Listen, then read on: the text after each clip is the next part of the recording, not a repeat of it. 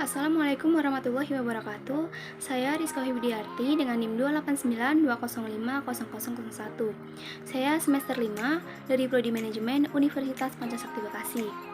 Video ini untuk melengkapi tugas UTS saya pada mata kuliah Analisa Laporan Keuangan dengan dosen pengampu Bapak Dimas Wicaksono SEMAK.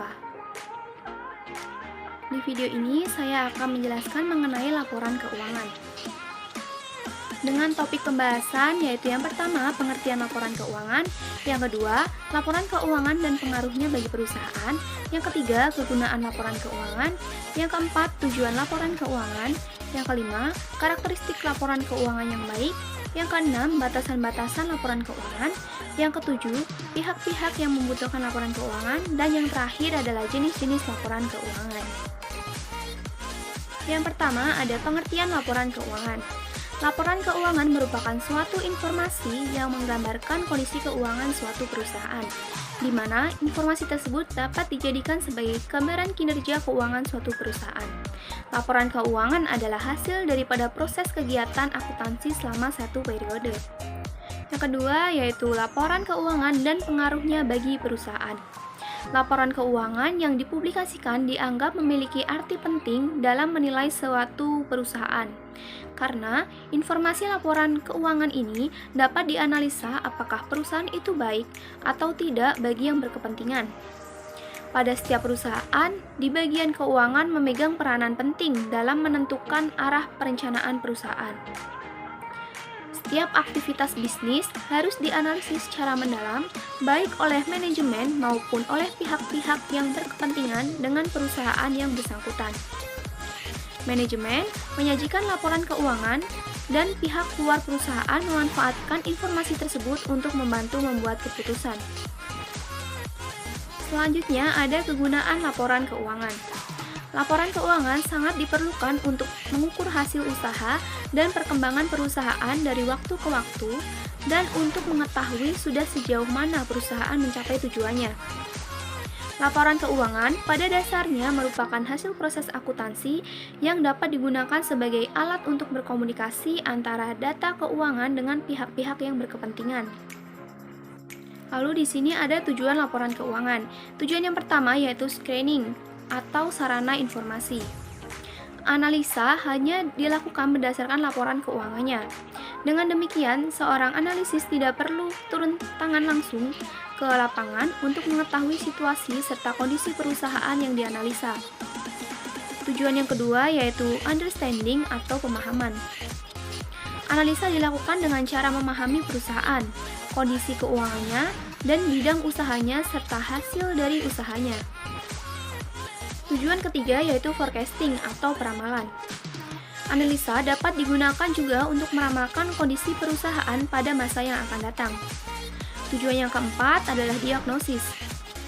Analisa memungkinkan untuk dapat melihat kemungkinan terdapatnya masalah baik di dalam manajemen ataupun masalah yang lain dalam perusahaan. Lalu tujuan yang kelima yaitu evaluasi. Analisa digunakan untuk menilai serta mengevaluasi kinerja perusahaan termasuk manajemen dalam meningkatkan tujuan perusahaan secara efisien. Selanjutnya ada karakteristik laporan keuangan yang baik. Yang pertama yaitu informasi itu harus bermanfaat dan dapat dipahami. Yang kedua, informasi harus relevan dengan pengambilan keputusan. Yang ketiga, informasi yang disajikan harus handal dan dapat dipercaya. Dan yang keempat, informasinya harus memiliki sifat yang daya banding. Adapun batasan-batasan laporan keuangan. Yang pertama yaitu cukup berarti. Biasanya, transaksi-transaksi yang jumlahnya cukup besar diperlukan sesuai dengan teori. Tetapi, untuk transaksi-transaksi yang jumlahnya kecil dan tidak akan mempengaruhi pos-pos lain bisa diperlakukan menyimpang.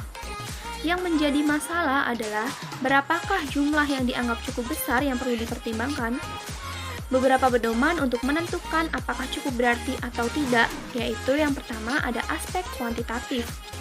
Berdasarkan pada jumlah absolut, misalnya jumlah rupiah, nilai persentase dari pendapatan bersih, modal, dan lain sebagainya. Yang kedua yaitu aspek kualitatif, yaitu memperhatikan karakteristik dari lingkungan, karakteristik dari perusahaan, seperti besar kecilnya perusahaan dan juga struktur modal. Lalu batasan yang kedua yaitu konservatif. Konservatif ini merupakan sikap yang diambil oleh akuntan dalam menghadapi dua atau lebih alternatif dalam menyusun laporan keuangan.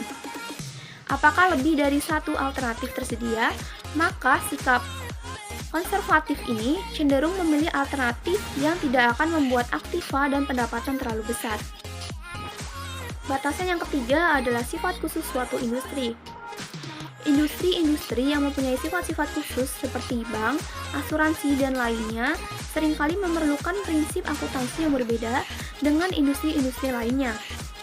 Juga karena adanya peraturan-peraturan dari pemerintah terhadap industri-industri khusus ini akan mengakibatkan adanya prinsip-prinsip akuntansi tertentu yang berbeda dengan yang umumnya digunakan. Lalu di sini ada pihak-pihak yang membutuhkan laporan keuangan. Ada pihak internal dan juga eksternal. Di antaranya yaitu kreditur, investor, akuntan publik, karyawan, Bapepam, konsumen, pemasok, dan juga pemerintah. Yang terakhir ada jenis-jenis laporan keuangan. Jenis yang pertama adalah neraca.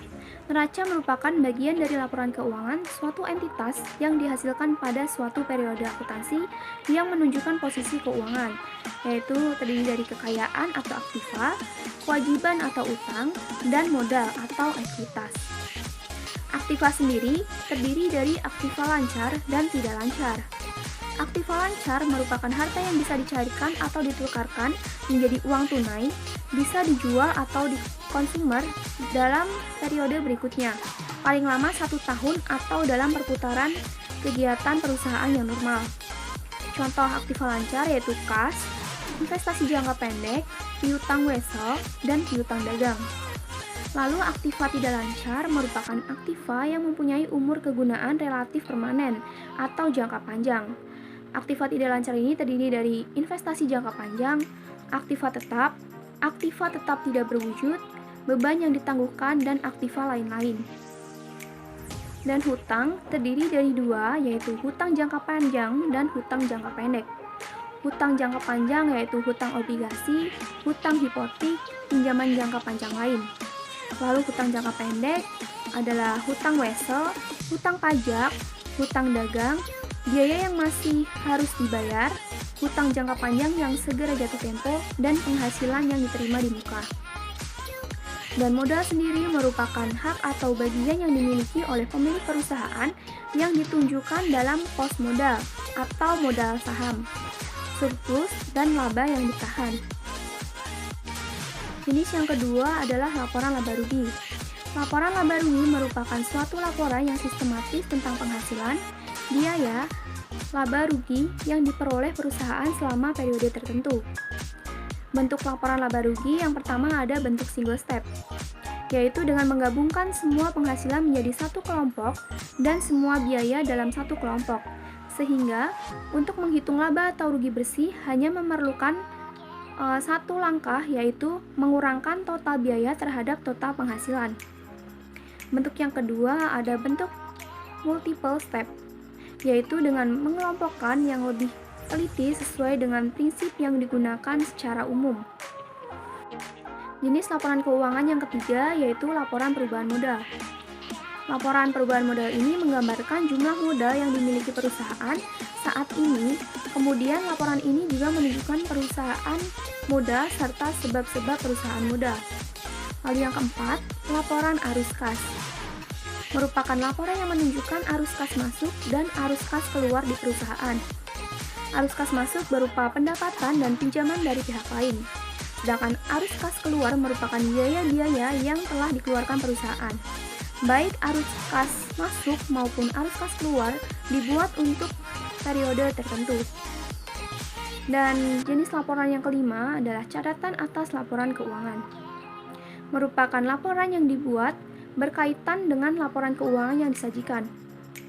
Laporan ini memberikan informasi tentang penjelasan yang dianggap perlu atas laporan keuangan yang ada, sehingga menjadi jelas penyebabnya. Sekian video dari saya mengenai laporan keuangan. Kurang dan lebihnya saya mohon maaf. Terima kasih. Wassalamualaikum warahmatullahi wabarakatuh.